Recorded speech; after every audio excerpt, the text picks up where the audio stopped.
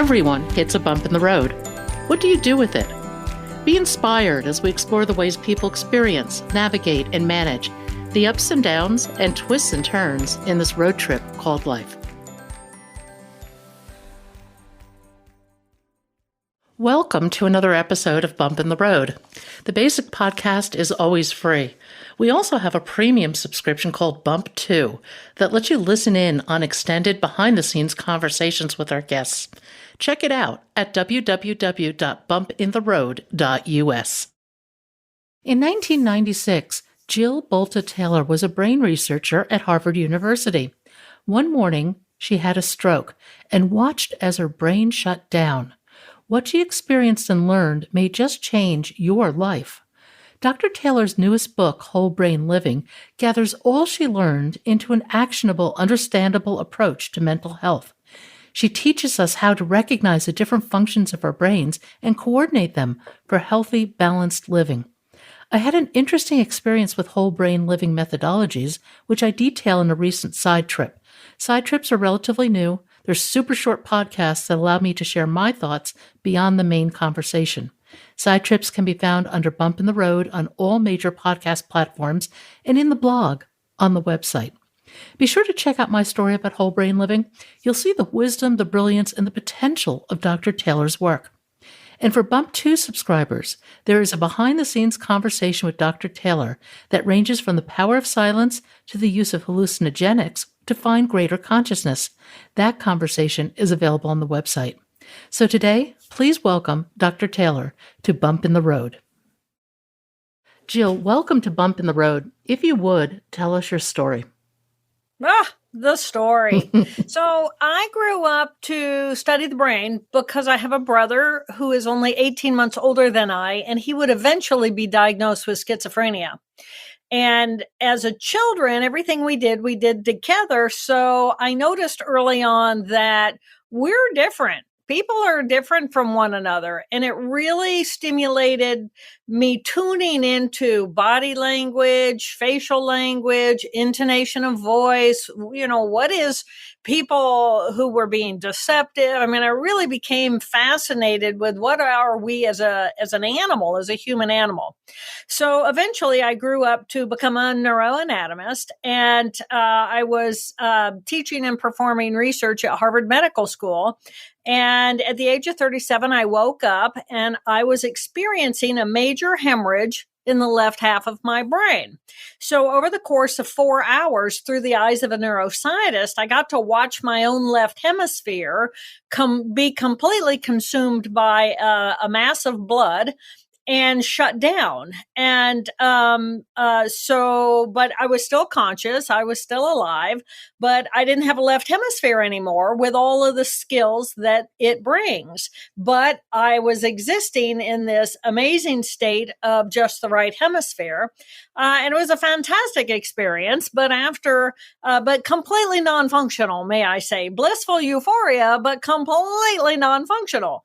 So then I had brain surgery, but I witnessed an absolutely silent mind for 5 full weeks, 2.5 weeks before the surgery, and then 2.5 weeks after the surgery.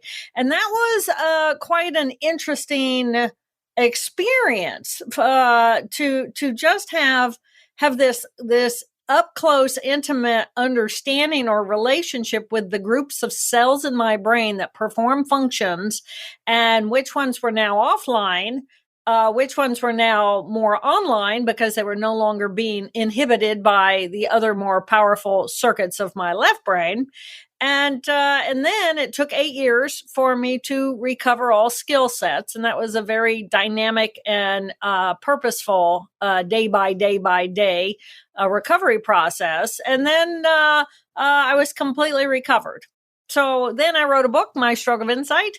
And then TED found out about me. And so I gave the first TED talk that ever went viral on the internet. So TED and I kind of got famous together.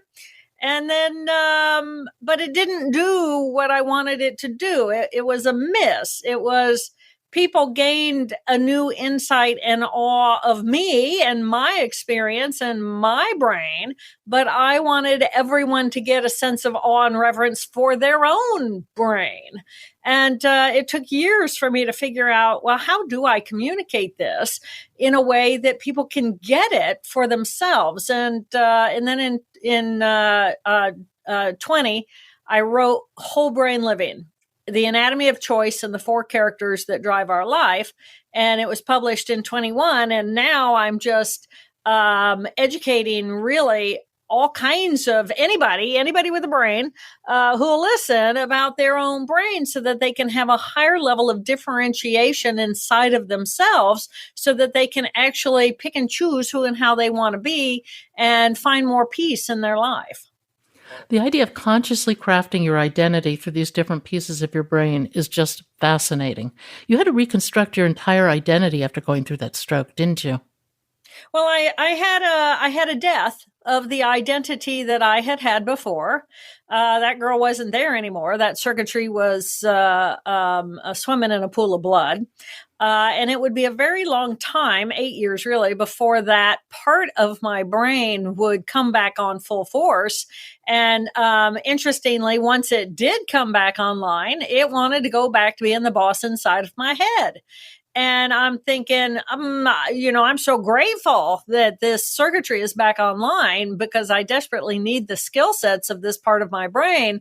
But no, you're also my stress circuitry, and I like living a peaceful life. So we had to have a negotiation.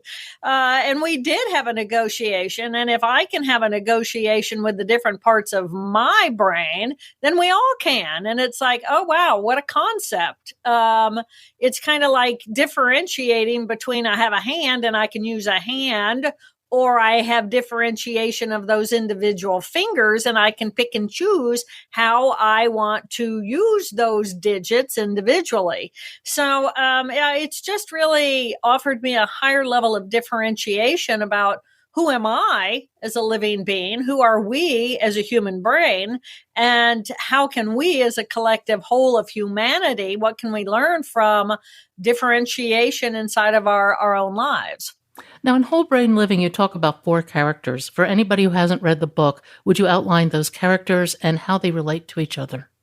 Sure. So as we think about the human brain, we have emotional tissue in each hemisphere, which we call the limbic system, and we have thinking tissue in each hemisphere. You know, we've been taught pretty much as a society that the right hemisphere is feeling and the left hemisphere is thinking.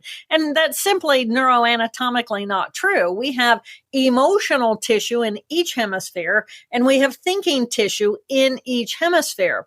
So when we look at those modules of cells, the two emotional and the two thinking, these are modules of cells, and each of these modules of cells provides us with specific skills.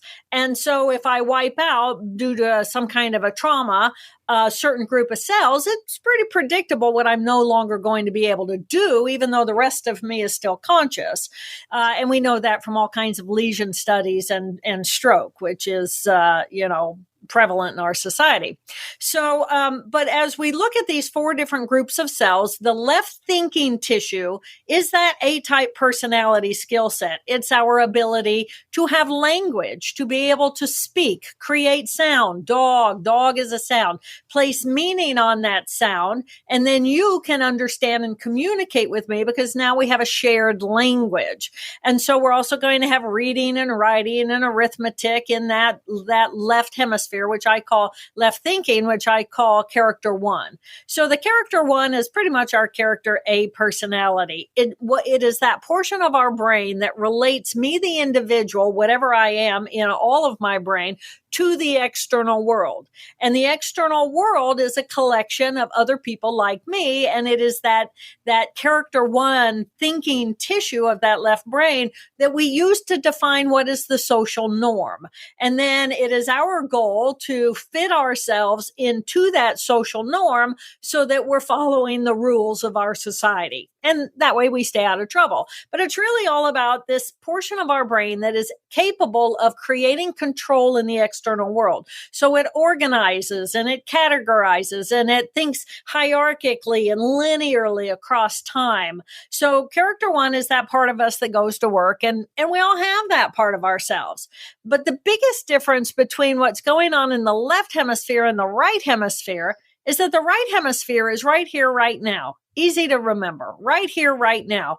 The left hemisphere thinks linearly across time, which means there's a group of cells, and that's in the emotional tissue of that left hemisphere, which I call character two. And this group of cells actually is capable of stepping out of the temporality of the present moment. How on earth does this even happen, right? Steps out of the present moment and steps into our past, and then compares the present moment with our past experience, looking for a reason to say, this is a threat, this is dangerous, I'm going to say no, and I'm going to push it away so that I can have safety in my life. And so this character two is all the emotional pain from our past.